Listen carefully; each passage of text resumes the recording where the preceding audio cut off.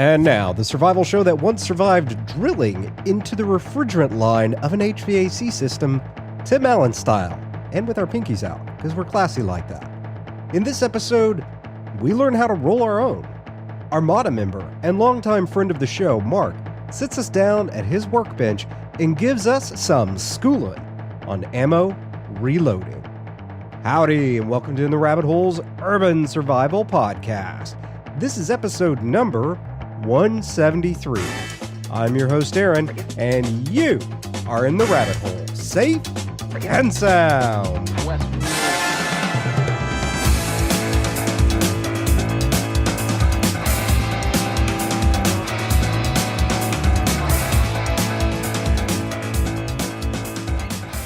Mark, welcome to In the Rabbit Hole.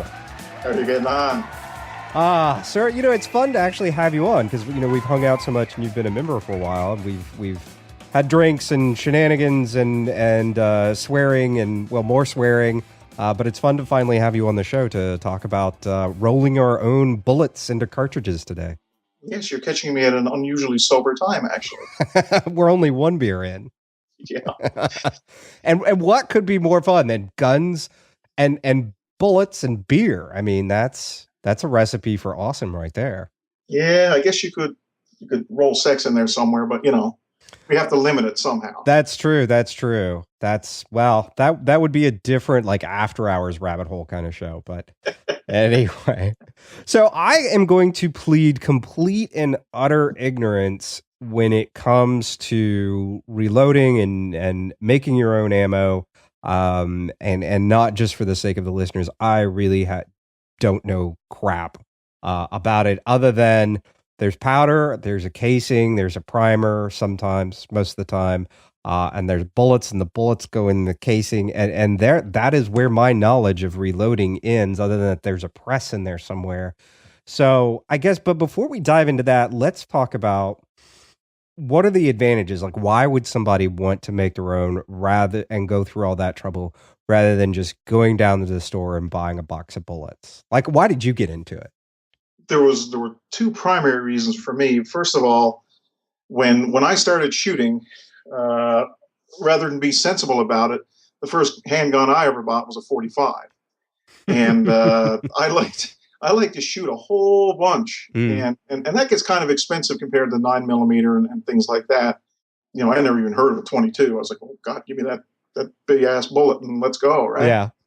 So the first thing that you can achieve by it is you can roll your own pretty cheap. We're talking, I think a couple of years ago. I don't know what the prices are holding like now because honestly, I buy in bulk and I don't pay attention anymore. But basically, I used to be able to do a box of 45 for about a fifth the cost of a regular box. So that's a pretty considerate savings. Yeah. Yeah. And it actually gets even better when you buy, instead of buying a pack of primers, when you buy, a case of primers, you buy 10,000 primers, it gets even better, And if you wait for the sales, and if you don't order them online where you have to pay the hazmat fee and things like that. See, that's an interesting thing. And when I was in e-commerce for a long time, I should have known that. That's interesting. And I bet you end up getting slapped with is it $25 upcharge, or is it $50? What does it end up being? 50. Oh, wow. Yeah. Okay. So you got to buy a bunch, considering a pack of primers is usually anywhere from $25 to $30. That's for a pack of 100. Okay. You really do have to go buy a decent amount to absorb that. But even then, with that $50 added on there, it's still cheaper. That's the first thing. Now it's it gets to the point where there's a certain amount of overhead when you start buying gear and other crap because it's what you're doing. Yeah. That you start to lose that effect. So beyond the actual price advantage, there's also the customization of the ammo. That, to me, speaks more directly to the rifles. You can go in, I know for a fact, I've gone, we were talking earlier about that lever gun that I have, the 4570. Depending on the type of ammo I have, at 50 yards, it'll hit 3 inches low or 3 inches high. And they may or may not group. They may, be like buckshot, depending on the brand, the type, and the weight. And but when you reload, I can go in and I can take either store-bought bullets or I cast my own, and I can kind of tailor a load that the rifle, for lack of a better description, the rifle likes. And I can get almost MOA with the stupid thing now. That's pretty impressive, because I guess for listeners, to give them a sense, because you gave me one as a fun desk kind of paperweight, and that's literally what I use it for, as a paperweight. I guess for listeners, how many grains is that bullet that you gave me, or that you roll your own, that I've got sitting here on the desk? Like, what, just for size? As a comparison, the standard AR round for 223 is 50 or 55 grain. That's standard. Right. That one there that's the one I rolled, so it's a little bit lighter, so it's like 389 grains. Wow. Normally, they should be about 405, but my alloy is a bit dense. Okay. Or a bit off, anyway. It's a bit harder than it should be. And I guess to put it in perspective, that's also a 45 caliber bullet is typically in the 185 to 200 range. Yeah, the 45 ACP, the standard ball round, is 230 grains. So for all intents and purposes, it's almost double. Yeah, it's a big hunk of lead, or whatever it is. You only see about a half of it sticking out of the case there, too. Yeah, I can kind of feel that when I pick it up, like the balance of it. I'm like, wow, there's a lot more inside that case than I'm actually looking at. Yeah, so again, that's the other thing is you can tailor, depending on, I haven't gotten this far into it, but you can tailor the type of powder to kind of tweak the recoil as well. You can get different types of powder that will give you more of a thump and a push rather than a punch in the shoulder with the recoil as well. So there's all kinds of things you can do if you really want to get in deep with it. I do it more so, I do it because it does make it a little bit cheaper for me. And I can finesse, all my rifle rounds, all of them. The 308, the 223, the Garand 30-06 is another example that, you can't shoot store-bought ammo out of that. It's too high. Yeah, it's too high pressure. You'll screw up the mechanism. Well, there's a good chance you could screw up the mechanism because of the high pressure. So you can either get surplus stuff or stuff from the CMP, right, or you can roll your own. Okay. So I rolled my own, and guess what? I came up with a charge of a medium burning powder that's a nice medium recoil that I can almost, again, do an MOA with my dirty old Garand. Mm-hmm. Wow, that's pretty impressive, because I've shot a Garand, and it's not a, I mean, there are some that have been cleaned up a little bit, but in general, that's not a attack driver.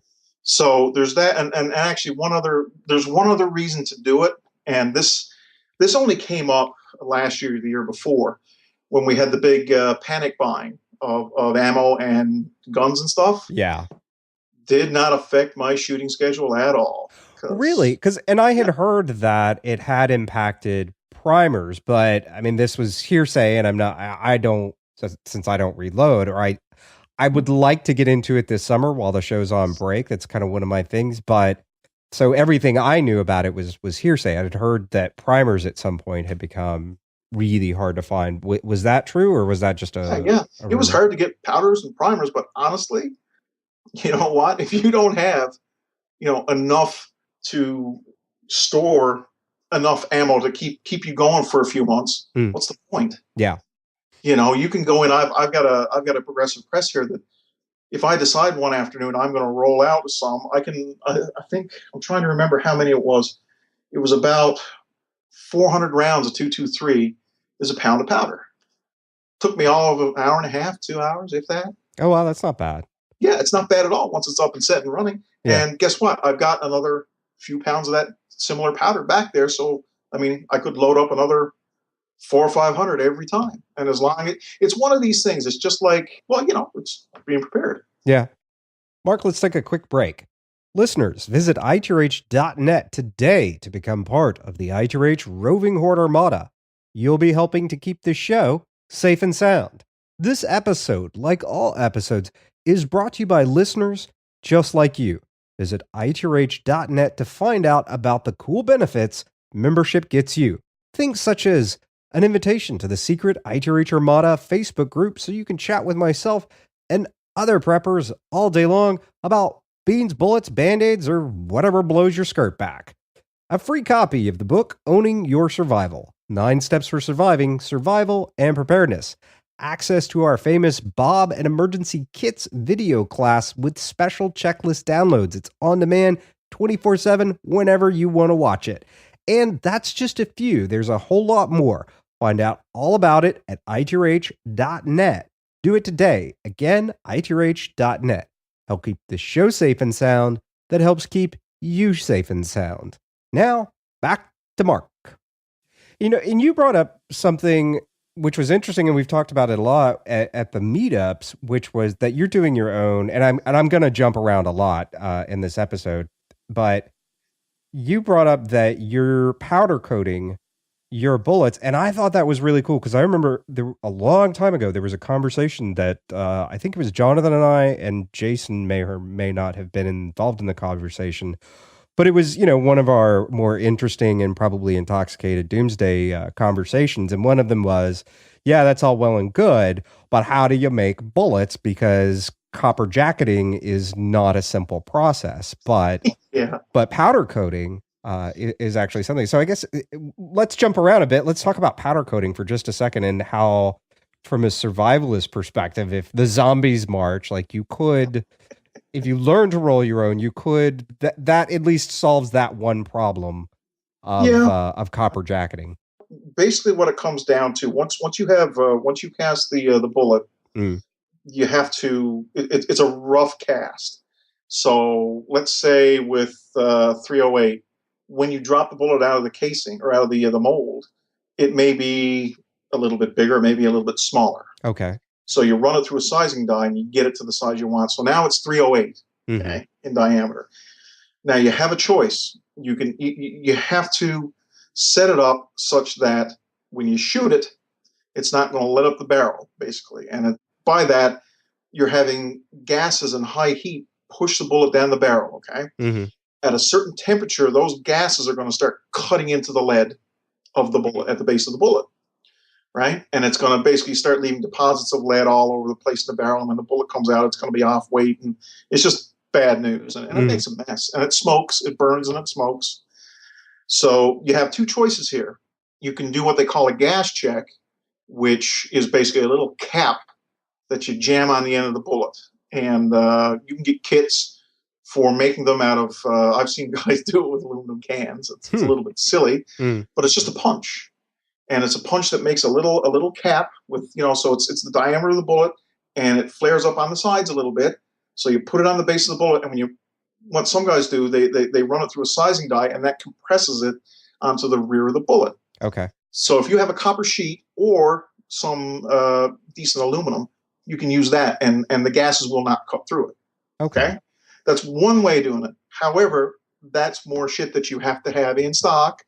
And it's another piece of machinery if you want to use a lubricizing die and things like that. And I got enough stuff laying around. So the powder coat has the same effect in that it gets in and bonds to the metal and protects it and prevents the coating from, not the coating, the gases from getting into the lead. Okay. So now the other thing it does, it's actually a lubricant. Okay. So when you shoot the round down your barrel, the entire bullet is actually lubricated as it slides down. So I actually get I get 75 or 95 feet per second extra out of powder coated 4570 bullets than I do out of non-powder coated bullets. Yeah. And I guess for listeners' sake, what does that translate into as far as a benefit? Really what you want to do generally for the rifle rounds, especially things like 223 and stuff like that, the faster the better, generally speaking. Generally speaking, they have their greatest effect at high velocity. Same with a lot of 30 cals like 308 and stuff like that. They really make and do their business at 20, somewhere around 2,500 to 3,000 feet per second. When you get slower than that, you're not taking advantage of what the round can offer, because ballistically, the heavier the bullet and the faster it's going, assuming that it's stabilized and your rifle shoots it well, Mm. the better and more consistent it will shoot. Mm-hmm. Generally speaking, I don't really go for the highest velocity bullets. I just like to get them within that range. Okay. So again, when I'm reloading, I'm not trying, like with 308, I'm not trying for that 2,750 feet per second, which is the standard. If I get 2,550 or 2,600 and it shoots well, fine by me. Again, that also translates into the fact that if you can get the same velocity out of a lower powder charge, even better. What's a lower powder charge mean? Well, it means you can get more out of your pound of powder. Okay, so a lower powder charge is literally you're just putting less powder in that. Correct. Okay. Correct. Okay. So if, let's say, the difference between 2,700 feet per second and 2,800 feet per second is 1 grain of powder. Now, it's 7,000 grains per pound. Okay. So that doesn't really mean a whole lot until you start doing thousands of rounds. Yeah. Yeah. It's right. Yeah. And it kind of, again, economy of scale. Yeah. Okay. Right. So, and again, it may not affect you for the first year, but if that's your pet load, crap, over 5 or 10 years, I mean, geez, that's a whole bunch you could save, right? So that's the other thing. Oh, that's the thing I forgot to tell you about the non-powder coated bullets. You still have to lubricate them. So again, when you look at a bullet, and it's hard to explain it, but it has indentations. Okay. Okay. And several of them, the indentations are there that allow you to, like rounds for your revolver, allow you to crimp the case around the bullet so it stays in place, so that the bullet doesn't jump around on the recoil. But there's also, under that, if they're leaded bullets, under the actual case, you don't see the indentations. There's lubricant in them. Okay. And that's a mixture of wax and stuff like that. Again, it's another thing you have to buy. It's another machine, special machine to do that. Some guys do stuff like they call pan lube. They melt the lubricant in a small pan and put the bullet in it and let the lubricant dry and then pop the bullet out. And it's got the lubricant in and around that section already, right? Okay. But again, that's kind of intensive work, and it's messy, and as far as I'm concerned, it's not as good as the powder coat, or I don't think it is. And even when you get the lubricant on it, you still got to put the gas check on it. Okay, yeah. Powder coat takes care of 2 of those in one fell swoop. Okay. Coming back to if someone was getting started, lay out a basic equipment setup for us. Like where do we begin with that? First thing you got to do is you got to go ahead and buy a book. There are loading manuals. Everybody makes them. All the major manufacturers. There's Lee, Hornady, Nosler, all the big players that you can think of that make bullets and ammunition. They make it. Lee is probably the most common one. They've been around forever. So the first thing to do is get the book. A lot of them are written pretty standard, pretty easy to read. Just sit down and see and read them real quick, and go to YouTube and stuff like that, and see basics on how and why things are the way they are before you even start, and just get a general idea. So that's the first thing you should really do, is get the book and just a very basic knowledge of what you want to do or how it's going to happen. Here's a question for you, because I know what you do in your day job. Is it a book that people that aren't engineers can read? Yeah. Because as somebody who used to have to read like materials, cut sheets and everything else, be like, oh, these engineers are the worst writers ever. No. This is pretty standard, like National Geographic stuff. Oh, okay. Are there any boobies in it, like National Geographic? No. Oh, okay. Swinging native boobs or anything. All right. But once you have the book, then you have to decide, what do you want to reload? Okay. So that stands to reason. The simplest thing to start off with, and it's what I did, is pistol. So pick your pistol caliber, which for most people is either going to be probably 9mm or 45. Real. And then you have to decide what you're going to shoot. Again, the easiest thing to do is go look at a box of ammunition that you shoot, and it'll tell you how many grains the bullets are that you've been shooting, right? So then what you do is you go to the internet or go down to your local store or reloading store or whatever, and you start buying the consumables, okay? So again, you know what bullets you want to shoot. They're probably full metal jacket. What's the standard 9mm? 115 or 100, 124? it's standard's 115, NATO's 124. I use 147, but that's so that I can standardize on a subsonic round. Okay. Well, let's just go with 100 and 115 or 114 because that's the American Eagle stuff, right? Mm-hmm. So that's your practice ammo. So there you go. Here's going to be your practice ammo, which actually that would be another advantage of rolling your own because you could roll practice ammo that would be damn near identical to your carry ammo if you wanted. Oh, wow. Okay. So anyway, but that's a little bit on the side. So now you go get your bullets, right? So now you got your first consumable. Now your second consumable, like you say, is the primer. Primers come in large, small pistol, large and small rifle, and they also come in magnums for each one. So again, this will all be in the book. This will be in your reloading manual. Say, okay, I want to load 9mm. You can go there, and it'll give you a list of what's acceptable, right? So you go, okay, small pistol primers. Okay, CCI, Winchester, Remington, give it a try. Go grab a box of each, find out what works best for you as you reload. You might find that it makes absolutely no difference. Like me, I'm not that good of a shot. So when I shoot, honestly, Remington, CCI, Wolf, makes no difference to me. So now there's your primers. So the next consumable would be your powder. Again, you would go to your book, you look through these pages of tables, and they will tell you like, for 114 grain full metal jacket, if you want to do standard, what's the standard velocity of 9mm? I can't think of it off the top of my head. I can't think of it off the top of my head either. Okay, let's say it's 1,400 feet per second. You come over with your finger and you find 1,400 feet per second, and you look down through the list of powders that would give you that charge. Write them down on a piece of paper. Go to the store. Say, hey, do you have any power pistol? Do you have any bullseye? Do you have any unique? And just rhyme it off. Now, again, you can buy a pound of each if you want to see which works best for you. Again, this is customization. Or you can just pick one, give it a try until it runs out, and you're done. Okay.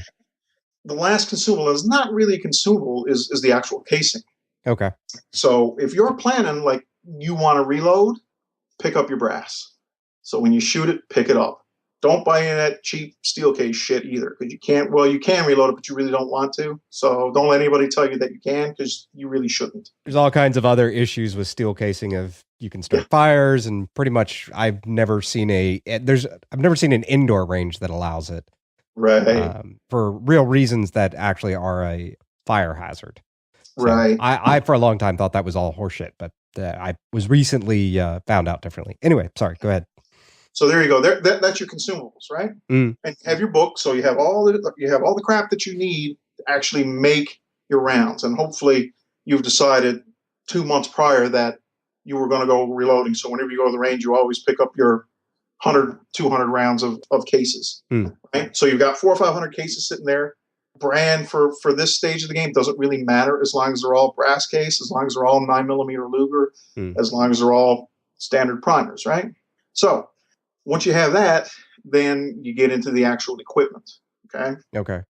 Before we leave the components, which part of those components have you found to make the biggest difference in, I guess, accuracy and reliability and powder? Because you can take any powder and match to any weight of bullet based on the charge that you put in there, the weight of the powder you put in there. It may be that one type of powder takes, 5 grains, and it might be that another one takes 3.5 grains. But it may be that the 5 grain one gives you better accuracy. So the one that you were going to use 3.5 grains, why bother? Some people claim, and again, I'm not that good of a shot. Once I do an MOA with my rifle, I'm set. There's guys that will have specific brass, specific primers. They will turn the necks so that the necks are uniform thickness. They will weigh the bullets and measure them so that they're all within 0.5 grain and within 1/1000 or 2/1000 in length, and basically make their own match grade ammo. Again, I'm not that good of a shot, and once I hit, if I can put 3 rounds in around a silver dollar, well, I'm as happy as a pig in shit. Yeah. So, but you can indeed customize, and it may be if you're one of these lucky fellows that have $5,000 Nighthawk, Right. custom 1911.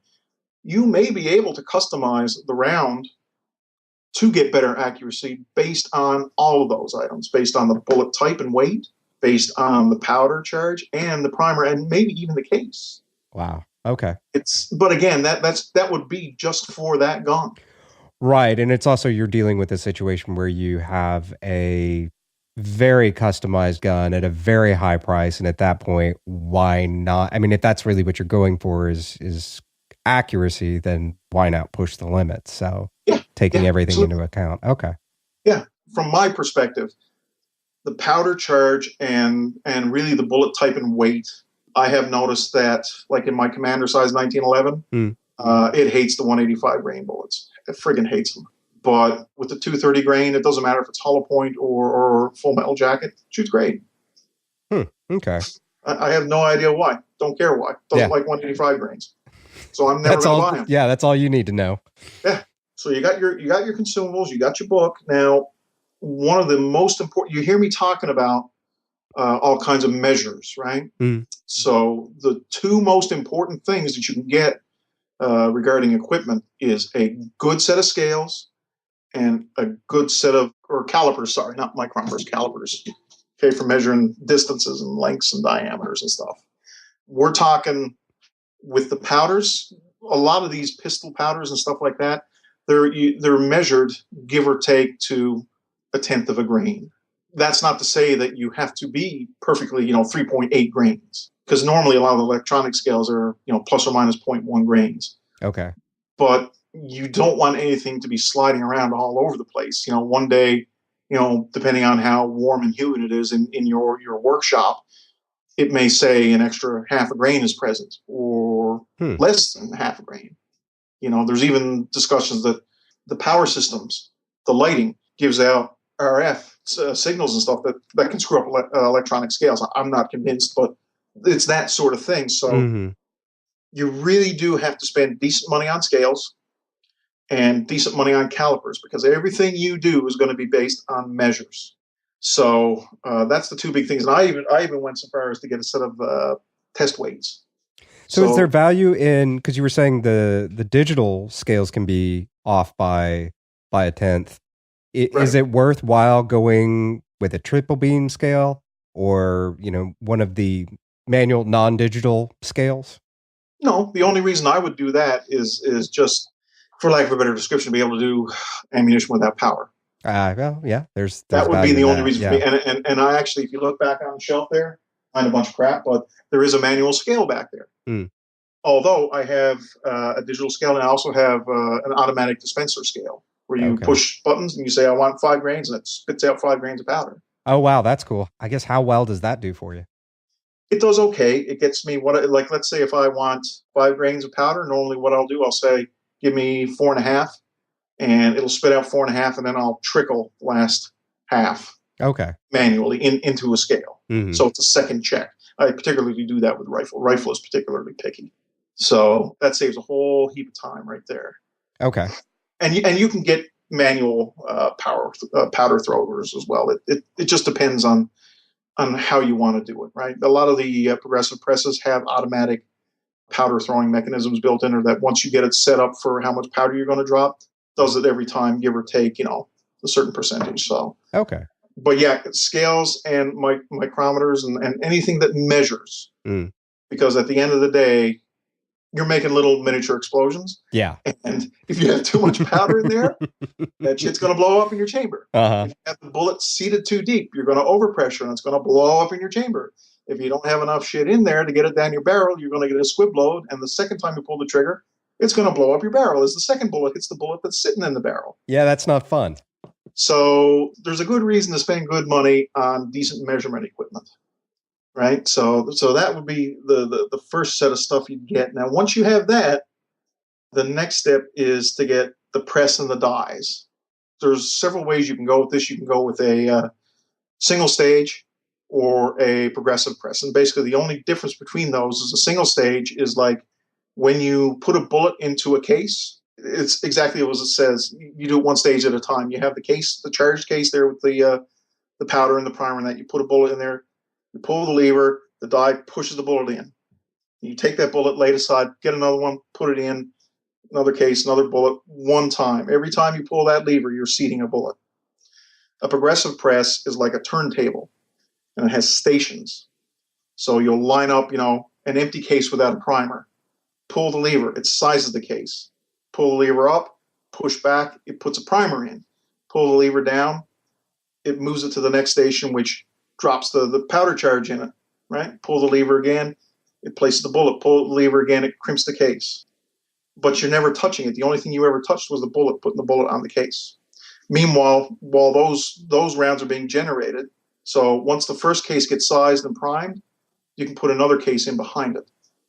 So at any point in time, like if you have a 5-station press, at any one point in time, you have 5 cases sitting on your press in a certain stage of development. One will have, won't be anything done to it. One will be primed and sized. The next one will be prime sized and charged. The next one will be prime sized, charged, then bullet in.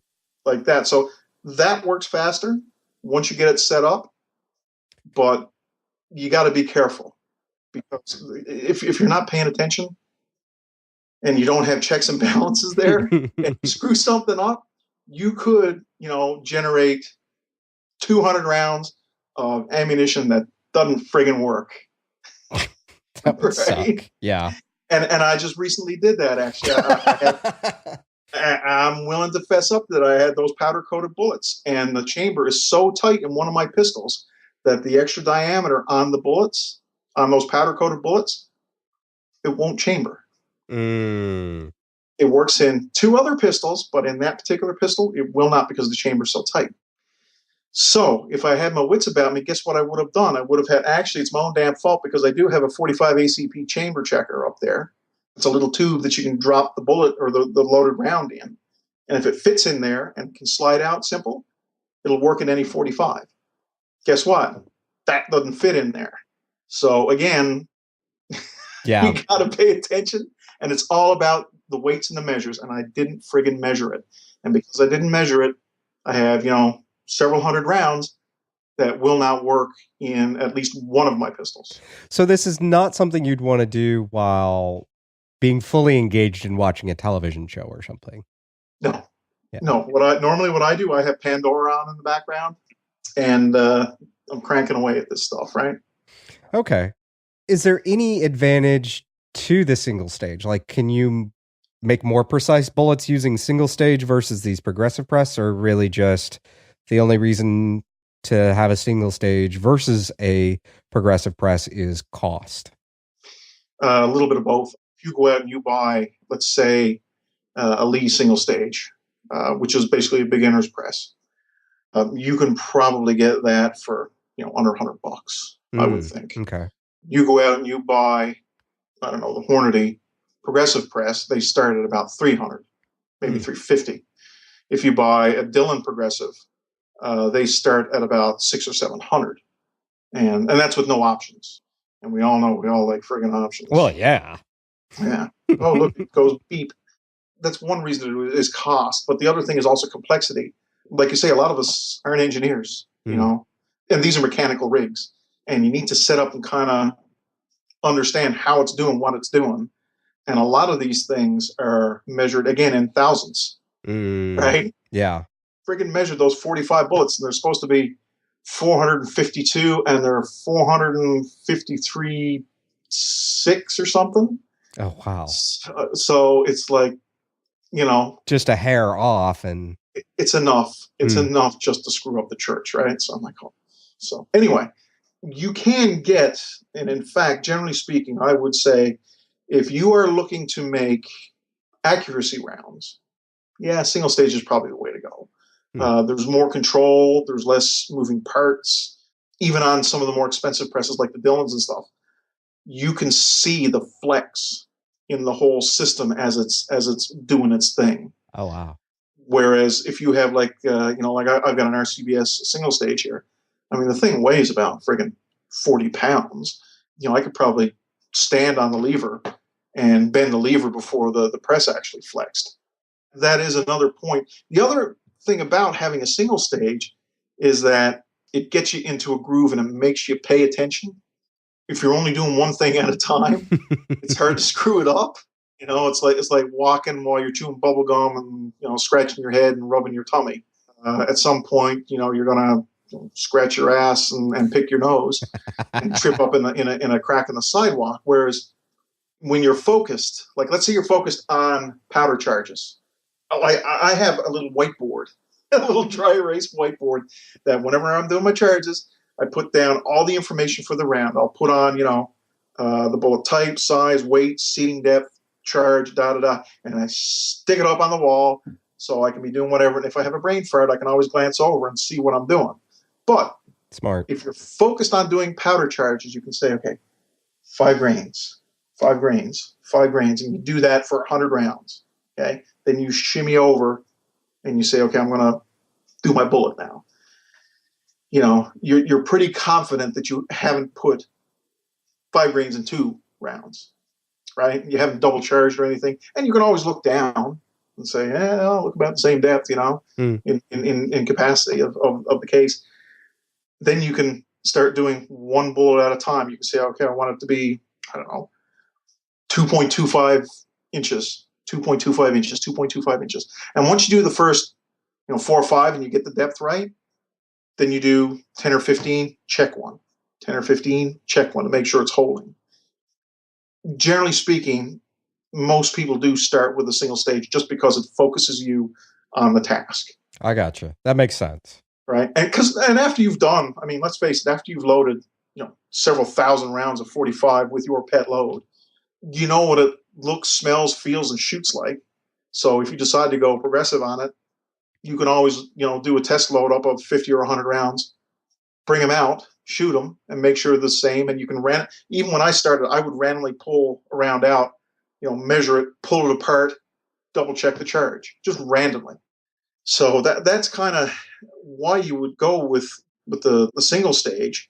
And generally speaking, the single stages, I know people are going to get in a huff about it, but the single stages are, I think, more stout and more apt to not have troubles because there's not enough moving parts. Right. It's a pretty simple machine by comparison. Yeah. Like I've had my Dillon go down and holy crap, it's like trying to figure out what the hell is going on with your car engine. I've had a primer tube full of, it was 100 primers in it, detonate. Holy crap. Yeah. And I actually had the dent in my ceiling here because I've got there's a little plastic thing that goes and weights down the primers in the tube so that they feed down into the system as you're priming. Turns out there was a little piece of metal sticking up from the push pin that seats the primers, and it was picking up dirt. And it picked up enough dirt that when I pushed on the priming process for the press, the dirt kind of, for lack of a better description, slipped out of the way. And all of a sudden, the primer seater pin, or whatever you want to call it, pushed up real fast. And guess what that did? Yeah, set off the primer. Yeah, it's like which is what they're designed to do, yeah. Yeah, and the damn thing detonated in here, and it's pretty damn loud. There was a lot of smoke. Man. And scaring of the wife. And I said, golly gosh darn it. Pray tell, what was that? Great googly moogly. And anyway, I opened up. Yeah, I was at here in my reloading room. So I opened up the window and the doors, and smoke blowing out of the garage. My ears were ringing for about a half hour, but it's that sort of thing. And it took me, I tore the press down. It took me a week to figure out what the hell was going on and how to put it back together. So you can't. It's pretty damn hard to do that on a single stage press. But again, I'd been reloading for a few years, and I figured, well, time to start drinking the blue Kool-Aid, I guess. So I went ahead and both feet, in first and got a Dillon. But you have to be comfortable with that sort of complexity. And to be honest, when you buy a Dillon or any of these, good brand names, it's just like when you buy anything that's decent, you're going to get good support. So it's not a reason not to get one. Uh-huh. Know your limitations and what you're comfortable with before you start getting that deep into it. And besides, you know what? You might start reloading and go, I freaking hate this shit. Yeah, which would be better to have $100 investment in hating something than a $600 or $700 investment in hating something. Yeah. So, but that's for pistol, and basically for once you have your press and all that good stuff, the only thing that you need from there on in are the dies, and you buy the dies in sets. Again, you can go out and you can buy the Lee or Hornady or whatever you want. You'll buy the 45 ACP case dies. You basically they're standard threads. So you screw them into the press. You take your cases. Oh, I missed a step here. More often than not, after you shoot the cases, they're dirty. Right? They've got carbon and unburned powder and grass if they've fallen in the dirt and stuff like that. So you can get vibratory cleaners, and it's just basically a tumbler that's like the size of a medium-sized wok that you would throw some corn cob in and toss your cases in and set it running for 4 or 5 hours. Okay. And the cases come out all pretty and shiny and looking new.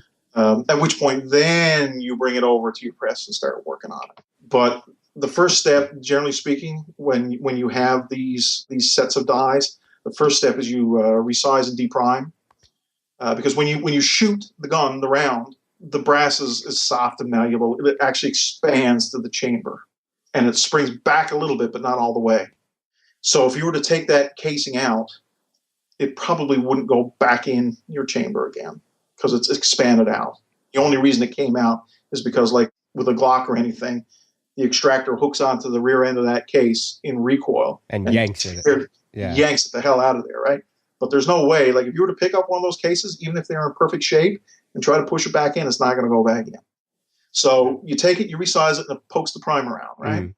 Then you have a priming tool, or sometimes the presses have a thing in there that will allow you to prime on the press. So you just stick your primer in there, and there's all kinds of people that say, don't handle your primers, don't get your hand oils on it and stuff. No, don't worry about it. Again, you can go down that road once you know what you're doing. This is just practice for the first 1,000 rounds. It's just like when you get a new gun. It takes a long time and a little bit of farting around to get up to speed with it. So then you prime it, and once it's primed, now you have a live case, so you can bring it over and you look up your charge, right? And you have a little scale there with a little doohickey there for putting your powder in. You get it to the right charge and the right weight. You dump it in, bring it over, and then you have a bullet seating die. So then you swap out that die for the bullet seating die. So what was the first die doing to the cartridge? It's physically sizing it. Okay. So that's what's actually bringing the die is what's bringing that casing back into size. Okay. I just wanted to make sure I was clear on that. More often than not, it's basically what it's doing. It's got an inner and an outer part of the die, so that when the case goes up there, it's sizing the internal size, but it also squishes the sides into the correct diameter. Okay, gotcha. Okay, so once it's sized, now you could take that, once you resized it, you could take it to your gun and it would stick right in your chamber. So you bring it back there, you have your bullet seating die, and again, all you're doing is you put the charged case in there, you put the bullet in there, you physically get it with your hand, you lay it on top of the case. And one other thing too, with a lot of these sizing dies, sometimes they flare the mouth of the case a little bit because you need a little bit of a flare in there so that the bullet can be seated in there without shaving the edges, right? I gotcha. But again, that's another part of the die. RTFM, read the friggin' manual when you get the dies. It's all explained in there. But anyway, so then you just basically it's a little screw adjustment for seating the die. If you want it to be seated in further, screw the die down a little bit. And it's just trial and error. You give it like, half turn, seat it, measure it. Not far enough, stick it back in, half a turn, seat it, measure it. Do that 3 or 4 times. Hopefully, once you get it in the right spot, you lock it in. You don't have to change it. This is why it's single stage, because you do all these stages at once. You're not going to do each bullet like that. You're going to size all your bullets, or all your cases, sorry. Then you're going to prime all your cases. Then you're going to charge all your cases. Okay. Then you're going to seat all your bullets. So once you set this once, you're going to do all your bullets, all your bullet seatings at once, right? Once that's done, normally like the last stage is usually resizing and crimping. And I won't get into the pros and cons of crimping because people get all in a huff about it. But generally speaking, what I like to do is the die comes down over the charged case with the bullet in it, and it kind of takes the top edge of the case and squishes it in a little bit and resizes the rest of the case so that it's absolutely within the standard. Okay. The reason why I do it anyway is that once you squeeze in the top of the case to squish on the bullet, you don't even have to squish on the bullet. You just want enough neck tension there so that it's consistent, so that every round that comes out of your press is held into place by, let's say, when the powder goes off, there's, I don't know, 40 pounds of friction holding that bullet in place, and it'll be consistently 40 pounds of friction. I gotcha. Okay. Right? If you don't have to. I mean, in some rounds you do, like in revolver rounds. One of the reasons you crimp is it physically holds the bullet in place in the case, because let's say you're shooting, a big manly man round like a 44 Magnum. When you light that up, there's a bunch of recoil there, and if you haven't got the bullet crimped in place, it could shift out. Right? Okay. Yeah. So when it squirts out a bit and you go to pull the trigger on the next one, if the bullet is sticking out too far, it's going to jam the cylinder. Okay. So there's reasons to crimp and reasons not to crimp. But again, that's what the book is there for, and that's what the die instructions are for. And that's why you kind of sort of have to read up. And actually, like I said, do 50 rounds. Because the first time you forget to crimp your bullet in your 44 Magnum and you jam up your gun, you won't ever forget to do it again. Right? And again, it's something that you learn. It's kind of like driving in winter. You do that long enough, you learn exactly what not to do when you're driving around on ice. Makes sense. Yeah, it's kind of like driving in water down here. Yeah. But anyway, that's pistol. It's not a huge step, but it's a much more complex step shifting to rifle, because the rifle cases generally are not straight walled. They come up and they taper. Yeah, true.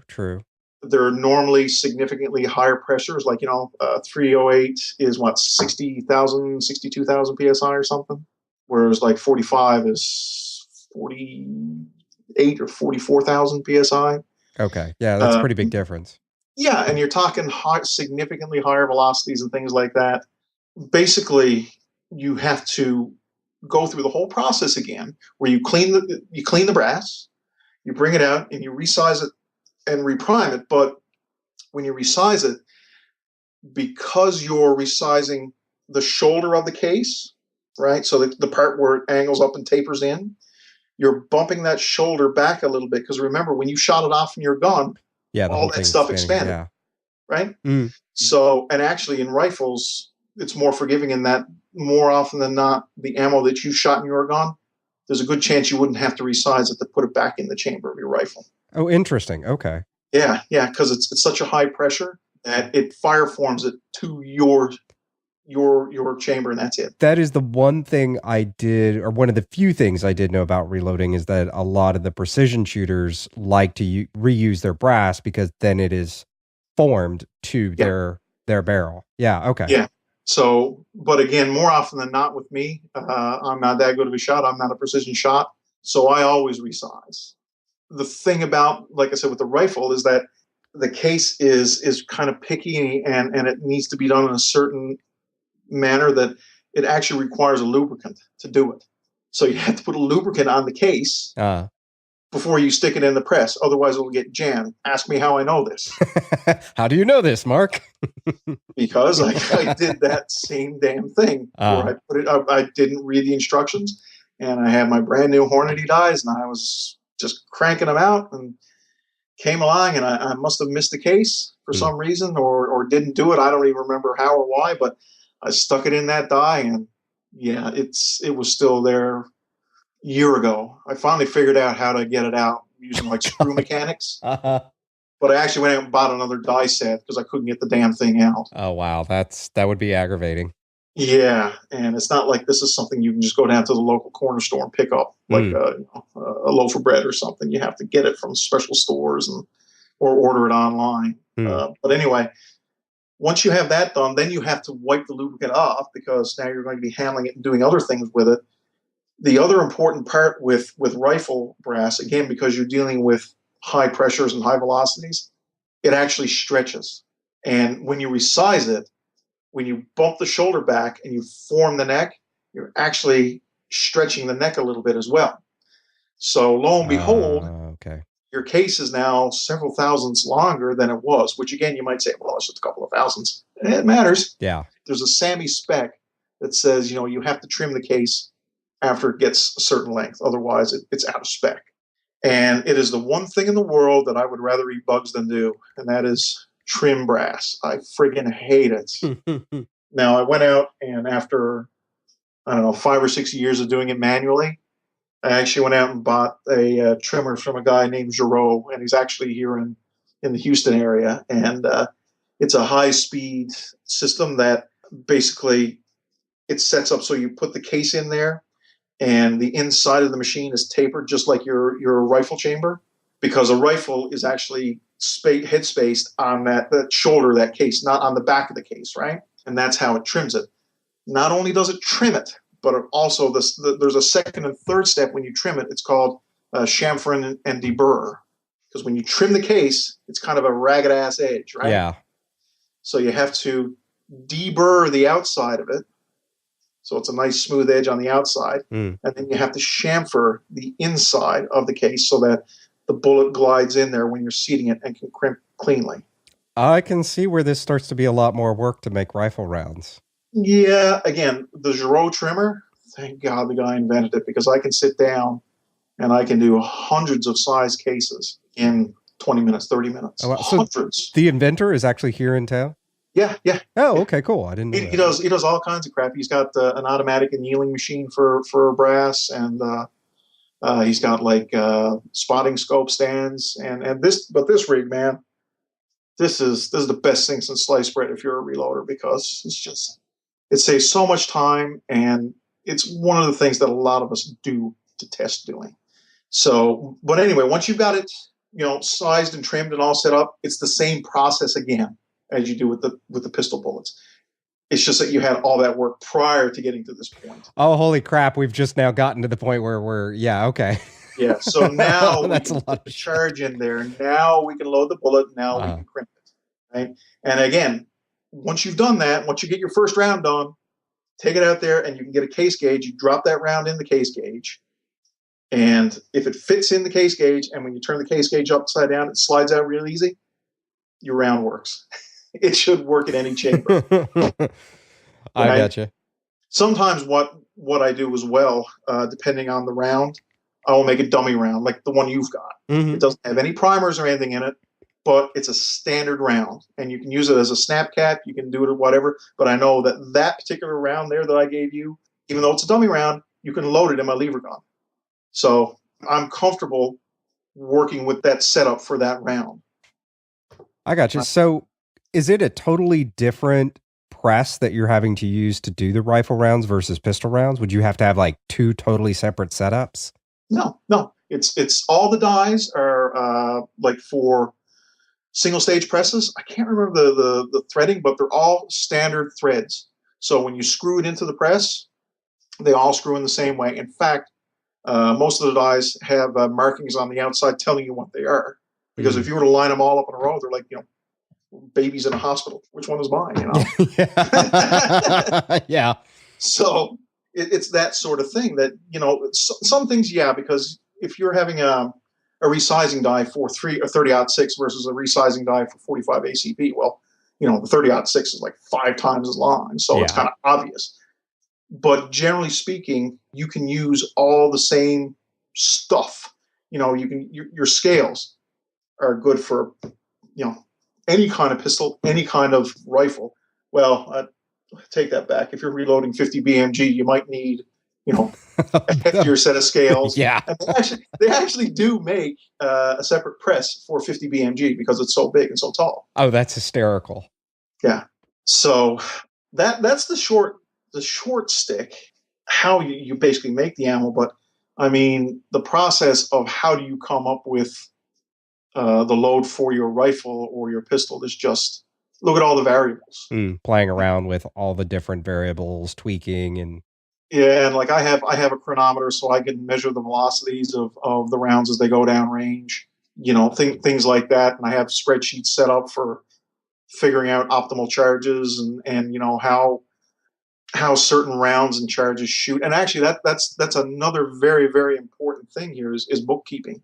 You'll go in and, I'll write down 185 grain, 4.5 grains of bullseye, generic cartridge, CCI primer. And I'll have, notes to the right-hand side. These frigging suck. Sell the bullets. Right? Yeah. Go buy beer with the money you make on selling bullets. And because in 5 years' time, I might go, why am I not shooting 185s? And I'll look through and I'll say, oh, okay. And it'll also be like, if you want to do the equivalent round for your carry ammo, go, and if you've got a chronometer, you can shoot 10 rounds, and you can measure the velocity and the point of impact on a target at 10 yards or whatever. You can work up a load so that you get the same velocity using the same type of bullet and all that stuff. Then you make note of it in your spreadsheet or in your book or whatever. So whenever you run out of practice ammo equivalent to your carry ammo, you'll go, what the hell did I do with that? So you just look it up and you'll go, oh, okay, I used, unique powder. I used Magnum primers and da-da-da-da-da. You make them all up again. So it's very, very, very important to do bookkeeping. Generally speaking, when you're starting with setup of charges and things like that, I tend to start, like, they always give you a minimum charge and a maximum charge, right? And of course, you always want to go, I wonder what I can do with the maximum charge, And I always have to think, I think I'll just start in the middle. Okay. And then you work around it, particularly with rifle, because you never know which velocity is going to work for you. It's a lot of it is based on harmonics of the barrel. That the barrel is vibrating, up and down. What velocity gets you consistently having that bullet coming at the end of the barrel when the node is at the same point every time? Oh, wow. Yeah. Okay. It can get that picky. And it may also be that, if you've got, light or heavy bullets, you need to get light bullets spinning pretty quick to get them stabilized. If you don't get them down the barrel fast enough, you're going to see keyholing and things like that. It just won't be a stable shot. Things like that. So, but again, that's part of the customization of the round for a specific rifle for a specific purpose. Because you may have hunting rounds, you have plinking rounds, you may have subsonic rounds. I've just gotten into that, and that's a freaking hoot. Yeah. So you made your own Subsonic 308s, and you were telling me they were pretty quiet. Yeah. Their normal conversation is, about 71, 72 decibels? Mm-hmm. And I was consistently well under 80 decibels, like maybe 76 decibels on average. So that's not very loud at all. No, that's pretty quiet. Yeah, at 100 yards, you probably wouldn't even hear it. Right. And that's a 308. Like, I would not have expected that out of a 308. Yeah. Even the full power loads out of that suppressor are tolerable, easily tolerable. So, but there you go. That's another thing. Like with cost, when I first got the suppressor, or ordered it, or better yet, sent the paperwork off so the government let me have it. Right. I said, gosh, I should go get some subsonic ammunition and see what it shoots like. Holy crap. It's like... I've heard it's not very good. Well, this is Corbon stuff. It's actually... It actually shot okay, but for the purpose of shooting it okay, it was just over $2 a bullet. Oh. Screw that. Yeah. So I said, thank God I reload, because again, I would say, like, just as an example, I use 5 grains of a particular powder to shoot my 45 ACP. I use 7.5 grains of the same powder to shoot 308 subsonic. That's not a whole lot. I actually have to stuff, I think I told you this before, but when I'm shooting light loads like that, I have to put pillow stuffing down in the case to keep the powder up at the primer so it'll ignite properly and consistently. There's nothing in there. You look in there, it's like, do I have any powder? But and guess what? Those reloaded rounds with my powder-coated castings shot pretty damn good, actually. I think I could tweak it a little bit better. It ain't $2 a bullet. Yeah, that's not bad at all. So we've brought up safety a few times, and I know in personal conversations we've talked about safety involved in reloading. And we've talked about paying attention and watching what you're doing and keeping logbooks, and not pushing the SAMI specs. It's not needs more power kind of thing. It's stay within the limits. But what somebody goes out tomorrow and they say, all right, they go buy a press and they do all this other things. Are there things around your shop that you do because these are explosive materials, and dangerous materials? What do you do, or what should people do to ensure safety in their own little workshop area? I mean, it's basic sane stuff. It's explosive product. The powder actually kind of flares more so than burns explosively. Okay. Primers do explode. I can guarantee that. As you found out, yeah. Yeah. I had a little musket discharge type thing going on here, but basically, I mean, you don't smoke. I'm a professional drinker, and I don't do that when I'm reloading. I might have a beer. That's it. And I can handle a lot more than a beer, I can assure you that. I have 2 fire extinguishers in here. I have one at each end of the room. And it's the ABC ones that are good for damn near anything. Right, yeah. Because I don't know what the hell is going to catch on fire in here. It could be electrical. It could be, could be powder. I don't know. And so that's the basic stuff there. And you try to keep it as separate as you can. Like, if you look behind me, you can see, there's several pounds of powder on the wall. Yeah. Well, the primers are on the other side of the room down the corner. Oh, okay. And that may be a little bit paranoid, but I'd rather be a little bit paranoid than a stupid write-up in a newspaper. Yes. There's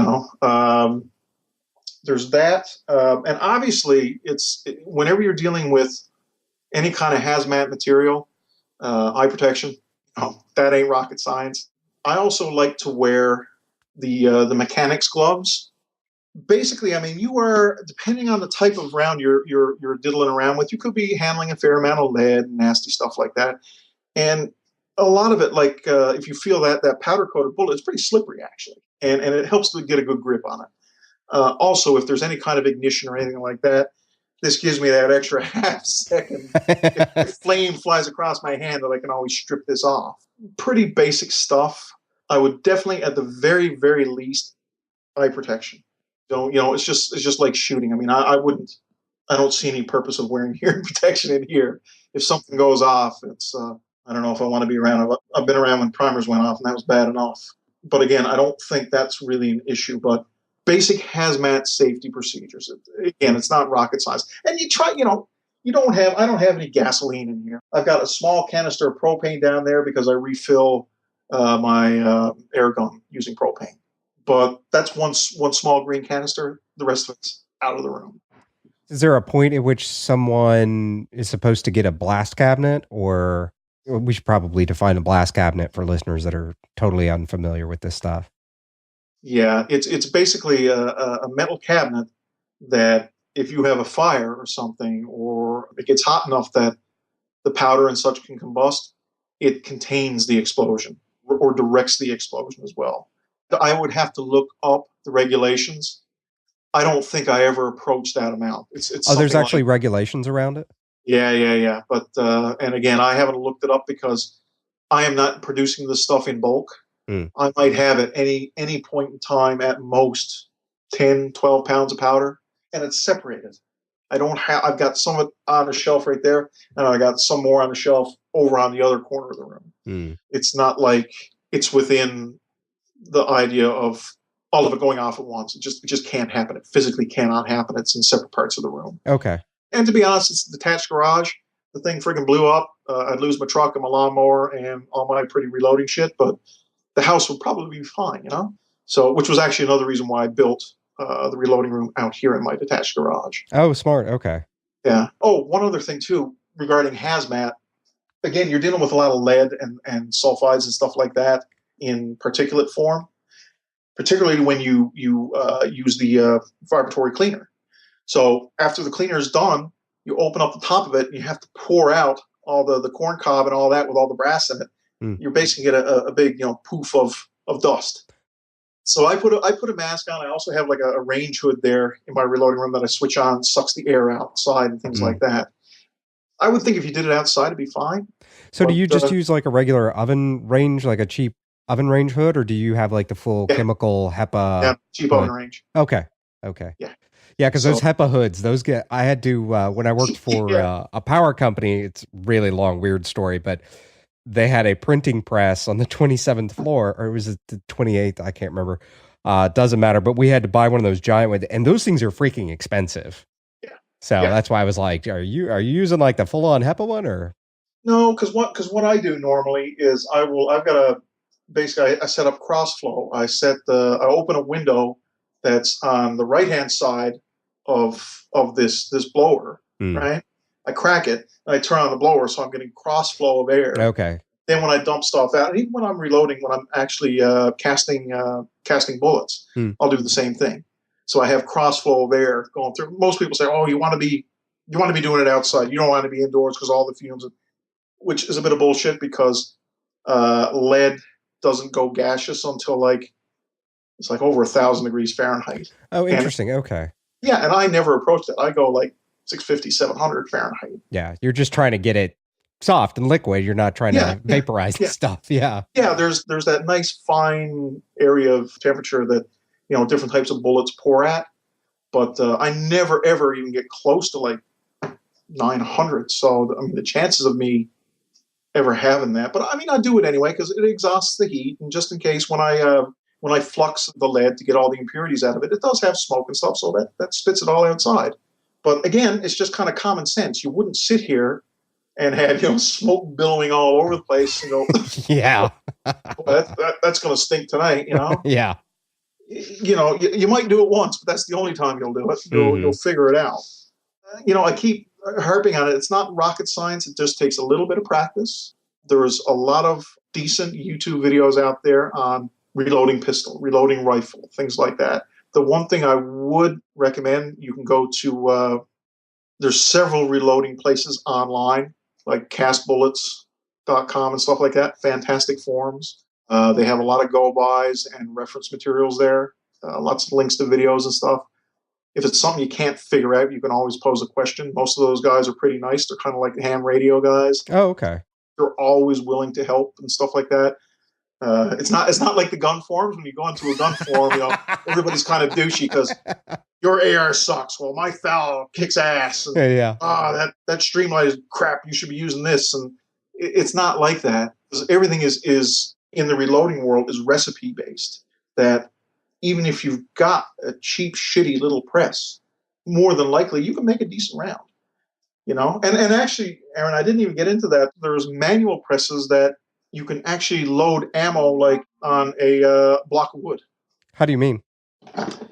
It's kind of hard to explain. It's called a Lee Reloader. And basically, I know they're not going to see this on the podcast, but it's like a little metal tube, okay? Okay.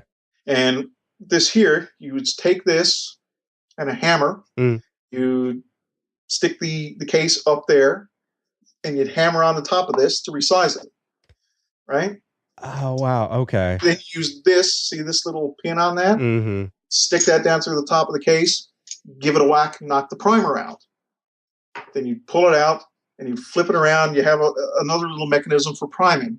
Then you can dump your powder in there. Then you take the bullet, stick it on top, and you take this doohickey here, and it puts it down to there, and you hammer that, and it seats your bullet. Oh, wow. Okay. So you don't have to go excessive. I think this is like $20, Holy crap. $25. Okay. Incredibly slow, incredibly manual, right? But it if you gets it wanted done. to try it. Yeah. So it's one of these things that there's all kinds of options out there. And that's why I always recommend, going with a single stage. You don't have to get anything super duper. Give it a try, get a little bit of education, and then decide, do you want to keep doing this and how do you want to keep doing it? I could technically, and I think it'd be pretty fun to try actually, take this 45-70 setup, right? Bring it out to the range, shoot a bullet, pull the case out, resize it, reload it right there, stick it back in the rifle and try it again and see how consistent I could be with it. That would be pretty interesting. Yeah. So speaking of presses, and since none of these companies sponsor the show, we can talk crap about whoever we want to here. What presses are you like, man, whatever, they're overpriced junk, or this is the gold standard of presses? I guess walk us through that last bit of equipment guidance and give us your opinions. Generally speaking, for this stuff, you get what you pay for. Let's say with calipers, you can buy a set of $30, $40 calipers from Midway USA or Bass Pro Shops. Right. And it probably work okay, probably fine. They're probably decently accurate. Or you can go out, you can buy one of the ones that's Starlight. This is a Japanese company. I can't remember all the names, but I mean, they start at about $140 to $160. Okay. But I mean, they're almost, works of art. They're all nice and shiny stainless steel and things like that. And they've been calibrated and whatnot. But again, when you're starting off for the first time, I would stick with mid-price stuff if you can do it. So, $30, $40, $50 for calipers is fine. Even, you could buy two of them at Harbor Freight for that price probably. Now, when it comes to the presses, I think the gold standard for single stage is probably the RCBS Rock Chucker. That's what it's actually called, a Rock Chucker. Okay. I have no idea why. I have had or used a Lee Progressive, a Lee single stage, RCBS single stage, a Hornady Progressive, and the Dillon Progressive, which I have now. And I would say out of all of those, the best, most consistent, and especially bang for the buck, is definitely the RCBS Rock Chucker. Starting off, again, if you're not sure you're going to like doing this, go ahead and buy the $60 or $70 or $80 Lee press. Frig it. I mean, I'm betting anything that you make on even relatively cheap equipment is going to equal or surpass what you can buy in the store. I'm pretty sure, if you're consistent about it, right? As for progressive presses, I've only used two. The Hornady lock and load press, it was prone to being buggy. I never got the priming system to work right. It was just gave me fits trying to do it. I ended up priming all my cases beforehand before I started loading them. Oh, what a pain. Well, it kind of almost defeating the purpose of having a progressive press. Yeah. And again, it's actually not a big deal because you can go ahead and you can get, hand primers. I've got several types, and depending on what I'm like when I'm doing 4570 or 308, I'll prime up, 20 or 30 cases manually by hand. And again, there's options there. There's no bad ones. They range anywhere from, $20 all the way up to, $120, depending on the type and the brand. But generally speaking, the Hornady did a decent job, but it's, $300, $350. Okay. To me, I would think the Lee Progressive Press probably does a similar job, and it's, half the price. Oh, wow. Okay. So, you could do that. Now that's for progressive presses. Now the mother of all presses is the Dillons. And I had been reloading for, I don't know, 6-7 years. And I finally broke down and said, I can't take this anymore. I gotta do something about it. I went and bought a Dillon. It's definitely a Cadillac. It does, the only thing it doesn't do for me is it doesn't feed the bullets. I can take, an ice cream bucket full of 45 ACP, dump it in a bin up top, and it will feed each case as I need it automatically. And I've done without being in a rush, 500, 600 rounds in an hour. Oh, wow. Okay. I can set it up. In fact, I do have it set up for doing 308 and the rifle rounds. And that's my next step. That basically I know what my ideal round is for the bolt gun. I've got a mediocre round for the FAL.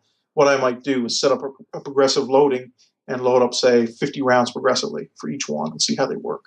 And if they work well, I'm going to start loading me 308 progressively. But again, that you're going to pay for that, hundreds and hundreds of dollars beyond the Hornady. Right. So price. What for a Dillon like that? Like, what are we talking about? Like, obviously that's not a starter set. So no. Rigged up and set to go with one caliber, I would think $1,000. Okay. Yeah. So you're starting to get into serious toys at that point. Yeah. And that's just for one caliber. That's if you wanted to load 9mm, that's all it's going to be able to do for that price.